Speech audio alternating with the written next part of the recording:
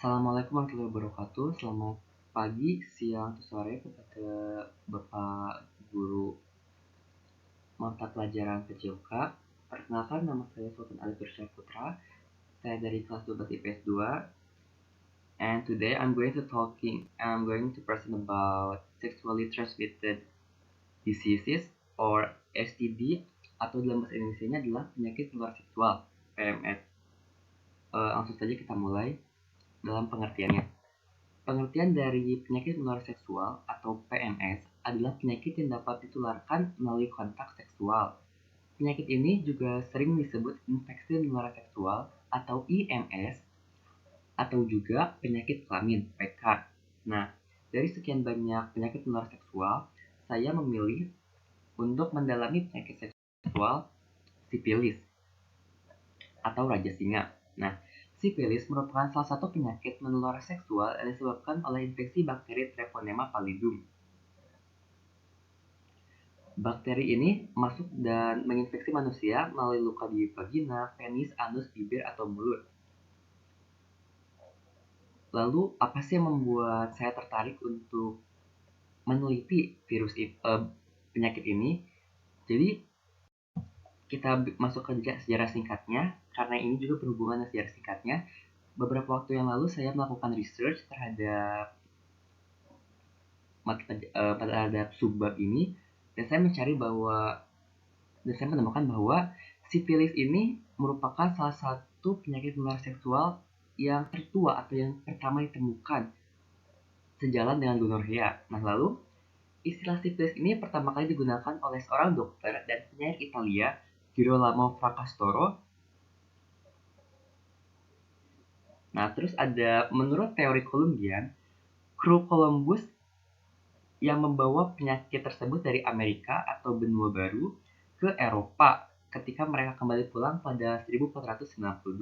Nah, tidak lama kemudian epidemi sipilis yang pertama kali tercatat terjadi.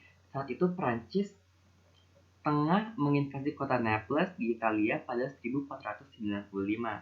Namun, kritik terhadap teori tersebut justru mengklaim sipilis kemungkinan telah ada di Eropa sebelum Columbus kembali. Namun penyakit ini juga kemungkinan belum bisa dibedakan dari penyakit lain seperti lepra hingga 1495. Lalu ada gejalanya. Nah, apa sih gejala-gejala dari penyakit sipilis? Yang pertama, ada sipilis primer. Gejala awal sipilis di tahap primer adalah ulcus durum, yaitu luka dangkal di daerah penis, vagina, atau mulut yang tidak nyeri. Nah, jadi oleh karena itu seringkali banyak penderita sipilis tidak menyadari bahwa mereka itu terjangkit oleh penyakit sipilis. Meskipun ulcus durum ini dapat menghilang dengan sendirinya, namun bakteri Treponema pallidum tetap ada di dalam tubuh dan menyebabkan kerusakan terhadap organ secara bertahap. Lalu yang kedua ada sipilis sekunder. Gejala sipilis ini bisa berupa nyeri tenggorokan, disertai demam, pembesaran kelenjar getah bening, dan nyeri otot. Dapat pula berupa kemerahan di kulit atau benjolan seperti jenggot ayam di daerah kemaluan. Penderitanya bisa mengalami penurunan berat badan yang sangat drastis. Lalu yang ketiga ada sipilis laten. Nah, pada tahap ini, penderitanya tidak menunjukkan gejala apapun, namun bakterinya terus berkembang baik dan menimbulkan kerusakan organ dalam. Lalu ada sipilis tersier, di mana pada tahap ini terjadi kerusakan pada jantung, pembuluh darah, hati, tulang, dan syaraf. Selain itu, terjadi destruksi jaringan lunak di berbagai bagian tubuh yang disebut guma secara medis.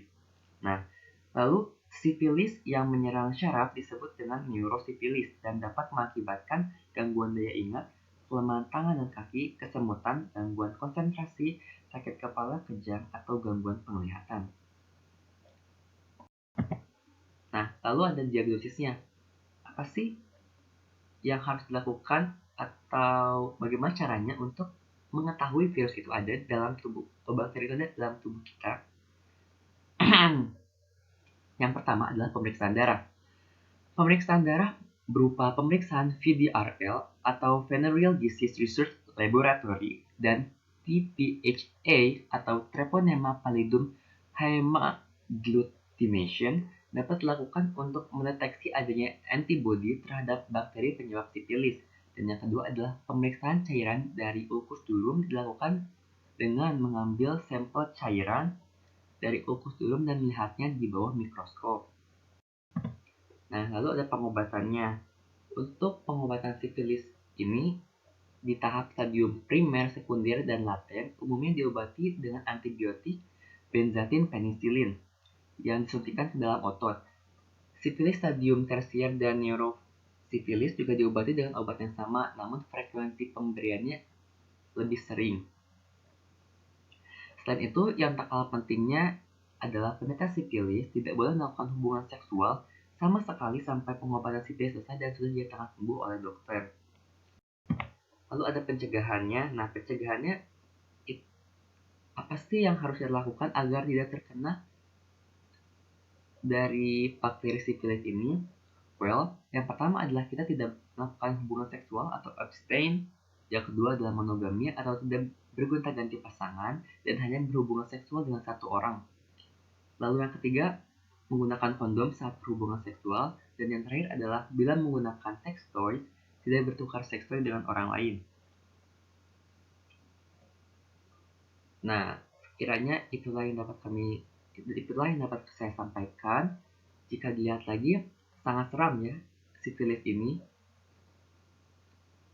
Semoga saja kita dapat terhindar dari penyakit sifilis ini. Lalu ini adalah sumber-sumber yang saya pakai untuk melakukan presentasi ini. Sekian, terima kasih telah menonton presentasi saya. Semoga bermanfaat dan mohon maaf bila ada salah kata. Sekian dari Taufiq Wal Hidayah. Wassalamualaikum warahmatullahi wabarakatuh.